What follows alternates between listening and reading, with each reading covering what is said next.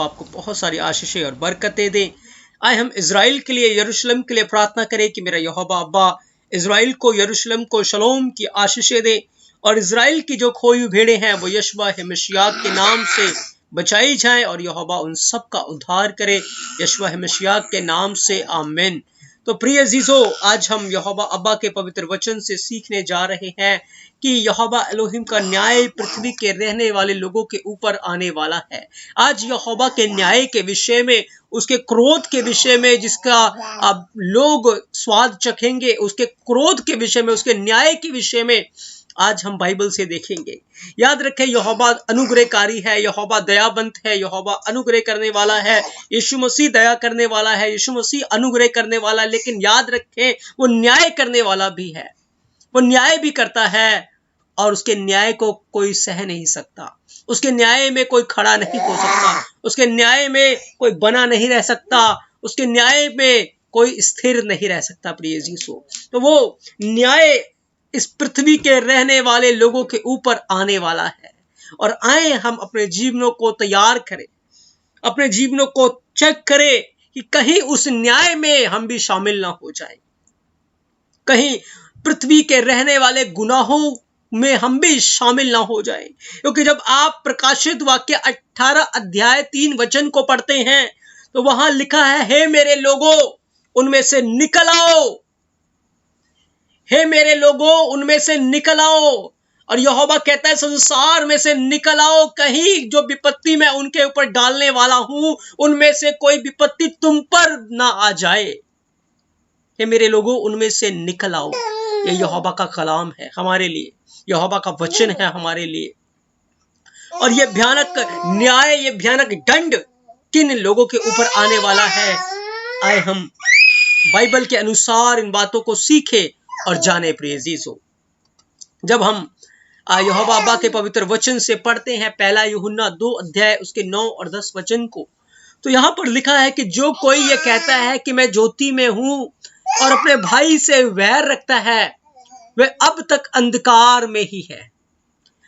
जो कोई अपने भाई से प्रेम रखता है वह ज्योति में रहता है और ठोकर नहीं खा सकता। प्रिय अजीजों, याद रखें, इस दुनिया के अंदर जब आदम हवा थे और उनकी संतान उत्पन्न हुई कैन और हाबिल, तो एक भाई ने अपने भाई से वैर किया। और जब भाई ने अपने भाई से वैर किया तो उस बीज ने, उस क्रोध के बीज ने, उस वैर के बीज ने क्या उत्पन्न कर दिया? मौत को उत्पन्न कर दिया और कैन को हत्यारा बना दिया। वो हत्यारा हो गया, वो हत्यारा हो गया। सबसे पहला गुनाह, पाप इस पृथ्वी के ऊपर आने के बाद मानव जाति के अंदर वो था, एक भाई ने अपने भाई का कत्ल कर दिया। और कत्ल भी क्यों किया? क्योंकि हाबिल के काम अच्छे थे और कैन के काम बुरे थे। प्रिय यीशु, और उसकी अच्छाइयों से जलकर, उसके अच्छाइयों से कुड़कर उसने अपने भाई को घात कर दिया, अपने भाई का कत्ल कर दिया।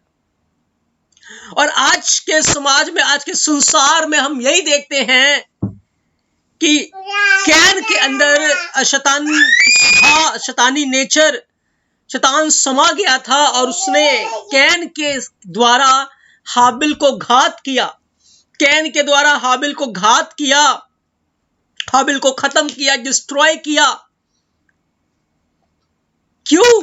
क्योंकि वो भले का बैरी है, वो भलाई का बैरी है, वो यहोवा का बैरी है, यहोवा का दुश्मन है और नहीं चाहता कि यहोवा के काम उसके लोग करें। इसलिए उसने एक भाई को उसके भाई के प्रति उकसाया और कत्ल करा दिया। प्रिय यीशु, और आज आप पूरे वर्ल्ड के अंदर देखें तो भाई भाई का दुश्मन बना हुआ है। याद रखें, हम सब आदम और हवा की संतान हैं और कहीं ना कहीं हम भाई हैं, क्योंकि जब हम स्वर्ग राज्य में जाएंगे तो कोई भी वहां पर मेल या फीमेल नहीं होगा, लेकिन हम सब स्वर्गदूतों के समान होंगे, एक दूसरे के भाई होंगे। प्रिय यीशु, यीशु मसीह की दुल्हन होंगे। प्रिय यीशु, तो आज पूरे संसार के अंदर क्या है? एक भाई अपने भाई से वैर रखता है, और ये वैर, ये जेलसी को उत्पन्न करने वाला हत्यारा दुष्ट शैतान है। और आप देख रहे हैं एक राज्य राज्य के खिलाफ है, एक जाति दूसरी जाति के खिलाफ है। वो आपस में भाई हैं, लेकिन क्या है, एक दूसरे के खिलाफ हैं। घर के अंदर लोग एक दूसरे के खिलाफ हैं, एक दूसरे की नहीं सह सकते। क्यों? क्योंकि उनके अंदर वो दुष्ट का नेचर है, वो दुष्ट की बातें हैं, जिसके विषय में बाइबल बयान करती है और वचन बयान करता है कि जो कोई ये कहता है कि मैं ज्योति में हूं, मैं धार्मिकता के काम करता हूं, मैं भलाई के काम करता हूं, मैं अच्छे काम करता हूं, लेकिन वो अपने भाई से वैर करता है, वो अंधकार के अंदर है। और अंधकार में होने का अर्थ क्या है? नरक के अंदर है प्रिय यीशु, वो नरक के अंदर है। और ज्योति में होने का अर्थ है वो स्वर्ग के अंदर है, क्योंकि स्वर्ग के अंदर अगम्य ज्योति है और नरक के अंदर हमेशा का अंधकार है, हमेशा का रोना है, हमेशा का दांतों का पीसना है। लेकिन बाइबल हमें सिखाती है अपने सताने वालों के लिए प्रार्थना करो, अपने दुश्मनों को प्यार करो। ऐसा करोगे तभी तुम यहोवा की धन्य संतान कहलाओगे प्रिय यीशु, तभी तुम उसके धन्य संतान हो। तो आज देखें कि भाई एक भाई का हत्यारा हो गया है और घर के अंदर ही लोग हत्यारे हो गए हैं, एक दूसरे को नहीं सह सकते, एक दूसरे को नहीं। कैसा करके ये जेलसी और डहाका भेजने वाला, उत्पन्न करने वाला कौन है? शैतान है। और यीशु मसीह ने इस बात को कहा था कि अंत के समय में अधर्म बढ़ जाएगा, क्योंकि लोग एक दूसरे से वैर करेंगे, एक दूसरे के ऊपर दोष लगाएंगे, एक दूसरे को पकड़वाएंगे और बहुत सारे लोग ठोकर खाएंगे। और अधर्म के बढ़ने से बहुतों का प्रेम ठंडा पड़ जाएगा, बहुतों का प्रेम ठंडा पड़ जाएगा। क्यों? क्योंकि लोग खरा उपदेश नहीं सह पाएंगे, खरे वचन के ऊपर नहीं चल पाएंगे और बुराई के बदले बुराई करेंगे, गुनाह के बदले गुनाह करेंगे, पाप के बदले पाप में गिरेंगे और ठोकर खाएंगे और नाश हो जाएंगे प्रिय यीशु। तो ये यहोवा का जो रैथ है, यहोवा का जो क्रोध है, यहोवा का जो न्याय है, वो उन्हीं लोगों के ऊपर आने वाला है संसार के अंदर जो अपने भाई से वैर करते हैं। यीशु मसीह भी हमारा भाई है। यीशु मसीह ने कहा कि अब से मैं तुम्हें मित्र कहता हूं, तुम मेरे भाई हो, तुम मेरे मित्र हो। आज बहुत सारे लोग यीशु मसीह के भी वैरी हैं, यीशु मसीह के भी दुश्मन हैं, यीशु मसीह से भी चिढ़ते हैं, जलते हैं, उसकी बातों को नहीं मानते, उसकी बातों को प्रेम नहीं करते, और वो क्या बनाते हैं अपने आप को? मसीह के वैरी। और मसीह विरोधी ही संसार के अंदर प्रकट होने वाला है। तो वो क्या करेगा? वो लड़ाई झगड़े करा देगा और वो ऐसा माहौल उत्पन्न कर देगा कि भाई भाई के खिलाफ हो जाएगा, क्योंकि वो खुद मसीह के खिलाफ है।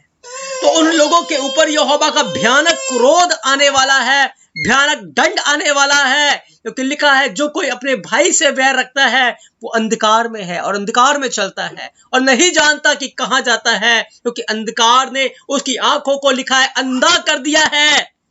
उसको अपने गलत काम नजर नहीं आते, उसको अपनी बुराइयां नजर नहीं आती, उसको नजर नहीं आता कि वचन के अंदर क्या लिखा है और मुझे क्या करना चाहिए। उसको समझ में नहीं आता कि मैं वचन के अनुसार मुझे चलना है, वचन की आज्ञा का पालन करना है, वचन के अनुसार जीवन बिताना है, कि उसको बिल्कुल भी समझ नहीं आता। पर वो अपने आप को सेटिस्फाई करने में लगा है कि जो मैं कुछ कर रहा हूं वो ठीक कर रहा हूं, उसमें कोई भी गलती नहीं है, उसमें कुछ भी गलत नहीं है।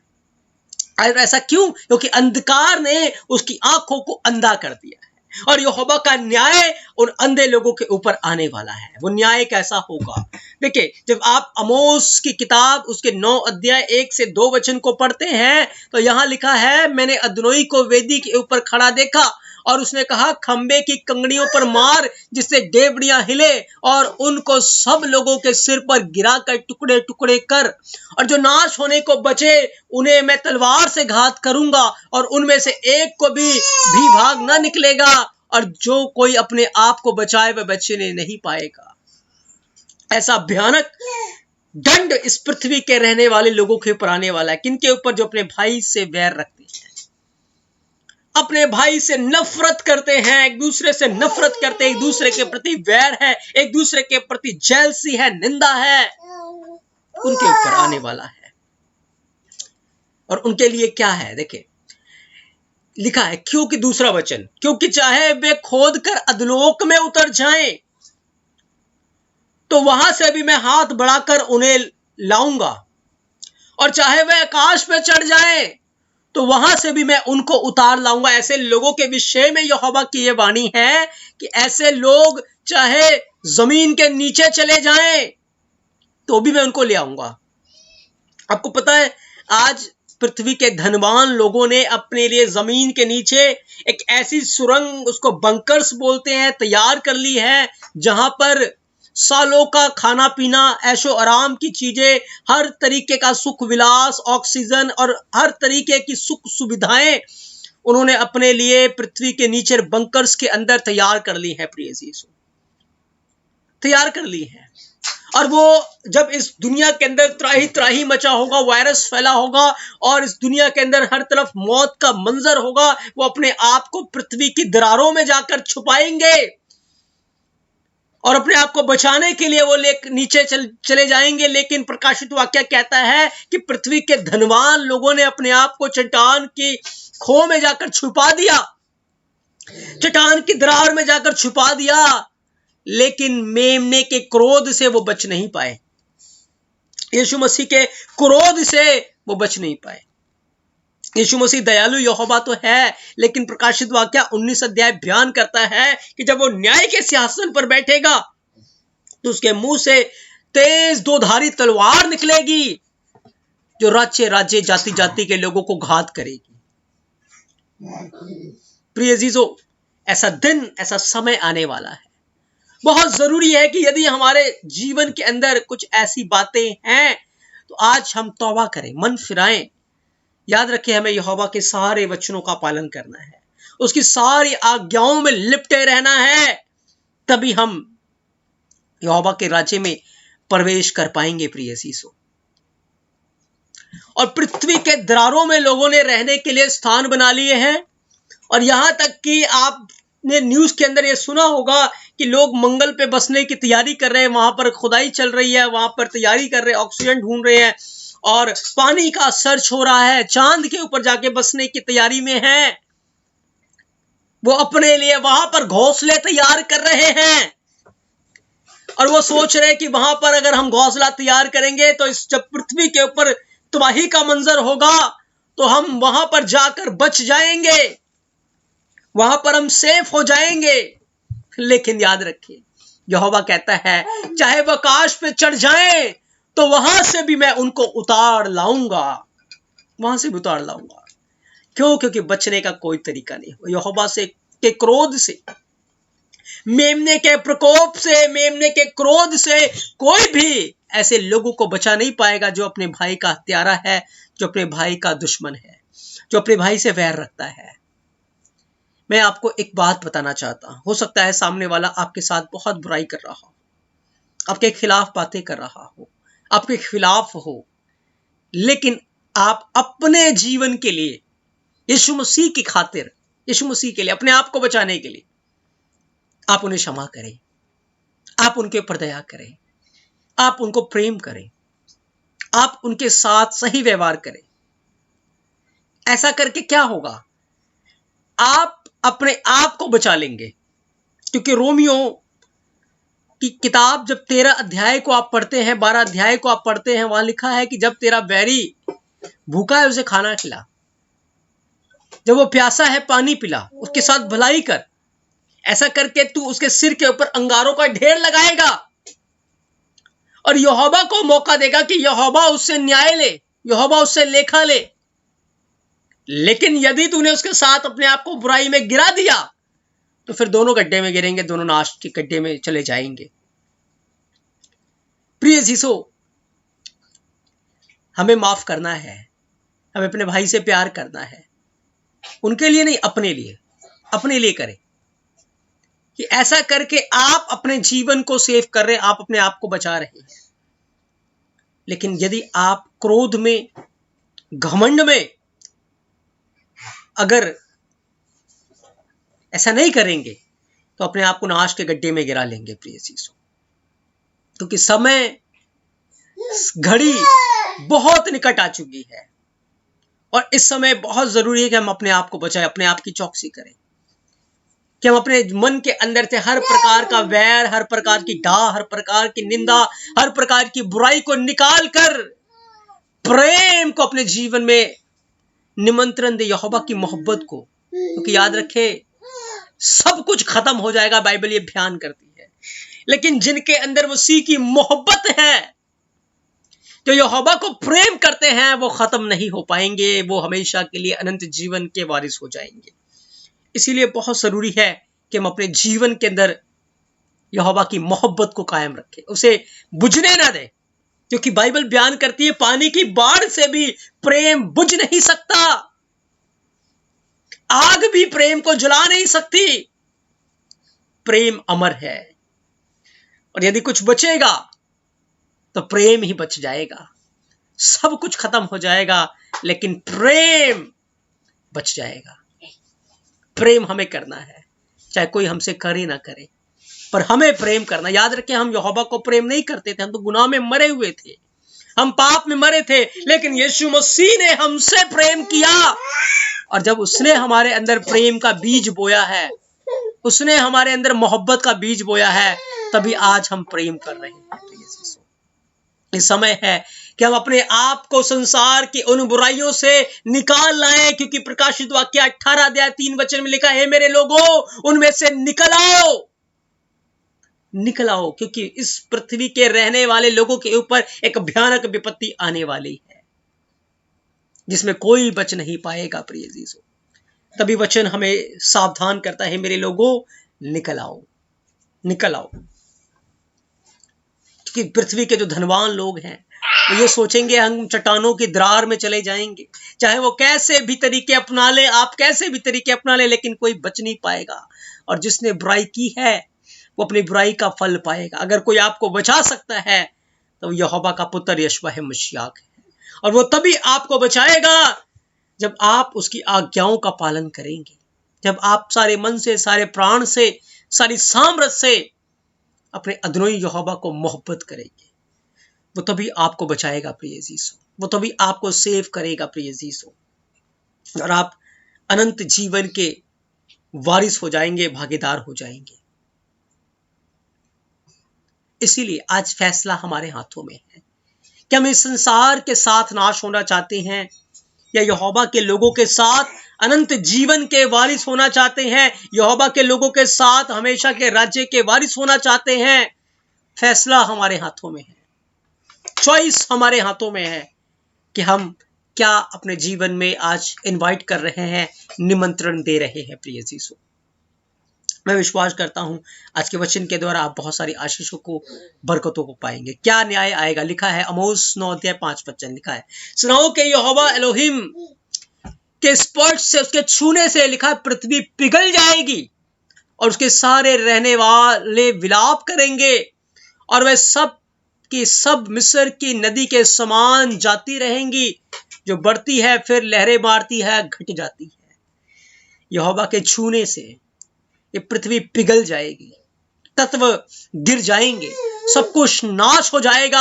और इसी बात को दूसरा पत्रस 3:10 के अंदर लिखा है कि जब यहोवा का दिन आएगा, जो चोर की नाई प्रकट होगा, उस दिन आकाश बड़ी हड़हड़ाहट के शब्द से जाता रहेगा, तत्व बहुत ही तत्व होकर पिघल जाएंगे, और पृथ्वी और उसके सब काम जल जाएंगे, लेकिन मोहब्बत नहीं जलेगी। प्रिय जीसो, मोहब्बत कायम रहेगी।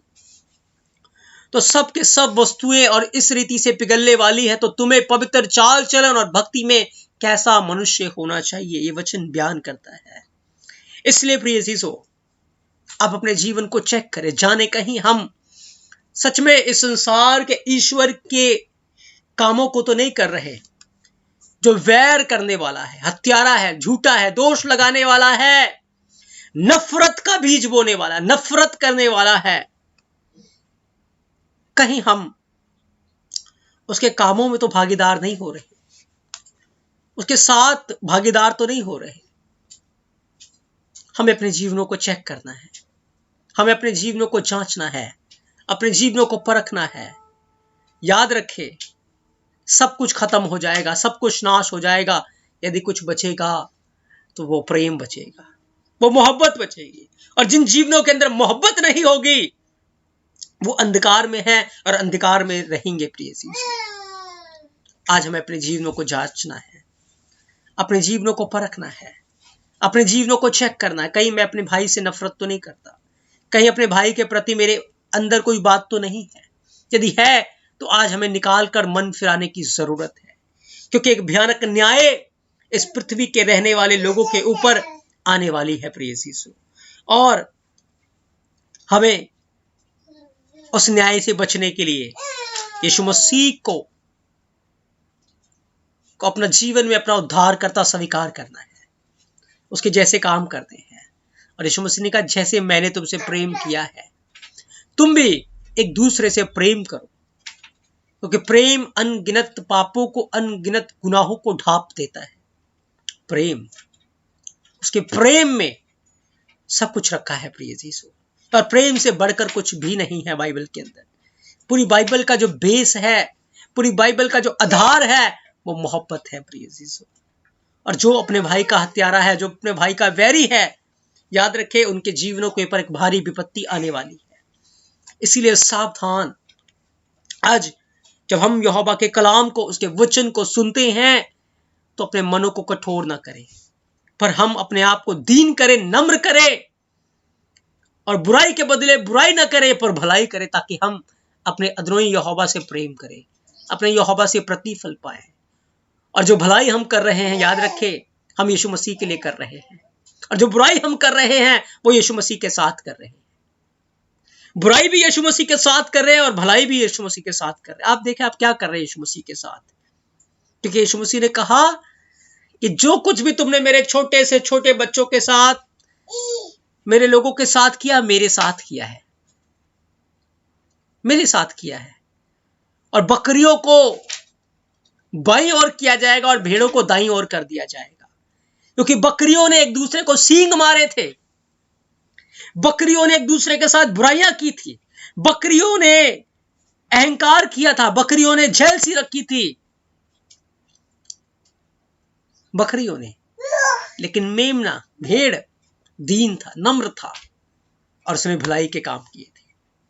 उसने बुराई के बदले बुराई नहीं की थी, उसने दुख उठाकर धमकियां नहीं दी थी, दुख उठाकर किसी के खिलाफ पाप नहीं किया था, लेकिन भलाई का बीज बो रहा था, भलाई कर रहा था, भलाई और भलाई ही कर रहा था प्रिय यीशु, भलाई कर रहा था। इसीलिए जो भेड़ है, जो मेमना है, वो दाईं ओर आ गई। और यीशु मसीह ने कहा, जो कुछ तुमने मेरे छोटे से छोटे भाई के साथ किया है, छोटे से छोटे मेरे बच्चे के साथ किया है, वो मेरे साथ किया है, वो मेरे साथ किया है। आज हम क्या कर रहे हैं एक दूसरे के साथ? हमें अपने जीवनों को चेक करना है। कहीं उस न्याय के दिन हम यीशु मसीह के बाईं ओर तो नहीं खड़े होंगे, जहां पर यीशु मसीह कह देगा, ए श्रापत लोगों, मैं तुम्हें नहीं जानता, मुझसे दूर हो जाओ, क्योंकि मैं भूखा था तुमने खाना नहीं खिलाया, मैं प्यासा था पानी नहीं पिलाया, मैं बीमार था तुमने मेरी सुधि नहीं ली, मेरे कपड़े फटे थे तुमने कपड़े नहीं दिए, जब मुझे जरूरत थी तुमने मेरा साथ नहीं दिया, तुमने मुझसे प्रेम नहीं किया, मुझसे दूर हो जाओ। और दाहिनी हाथ वालों को कहेगा, मेरे बाप के धन्य लोगों, पिता की महिमा में संभागी हो जाओ, मेरे आनंद में संभागी हो जाओ। क्यों? क्योंकि उन्होंने बुराई के बदले बुराई नहीं की थी, लेकिन भलाई की थी, और वो यहोवा के राज्य में, आनंद में और शलोम में प्रवेश कर गए प्रिय यीशु। तो मेरा अदनोई यहोवा अपने इस पवित्र वचन के द्वारा आपको बहुत सारी आशीषें और बरकतें दे प्रिय यीशु। मैं विश्वास करता हूं कि आज के वचन के द्वारा आपने बहुत सारी आशीषों को, बरकतों को अपने जीवन में हासिल किया है, और आज मैं विश्वास करता हूं कि आप अपने जीवन में एक सच्चा पश्चाताप करेंगे, क्योंकि कहीं ना कहीं हमारे जीवन के अंदर, हर व्यक्ति के अंदर कहीं ना कहीं एक दूसरे के प्रति कुछ ना कुछ हमने दबा कर, छुपा कर रखा है। आज हमें उसे निकालने की जरूरत है, और इस संसार के बुराइयों से निकल आने की जरूरत है, क्योंकि प्रकाशित वाक्य 18:3 वचन कहता है, हे मेरे लोगों निकलो, कहीं उनमें जो विपत्तियां आने वाली है तुम भी, उन विपत्तियां तुम पर भी ना आ जाए। इसीलिए आज इस कलाम के साथ कि पृथ्वी का न्याय करने के लिए यहोवा का पुत्र यीशु मसीह प्रकट होने वाला है, हमें अपने जीवनों को सही रीति से यहोवा के साथ बिताना है। मेरा दोनों अपने इस पवित्र वचन के द्वारा आपको बहुत सारी आशीषें और बरकतें दे। आप सबको शबद शलोम। आमीन।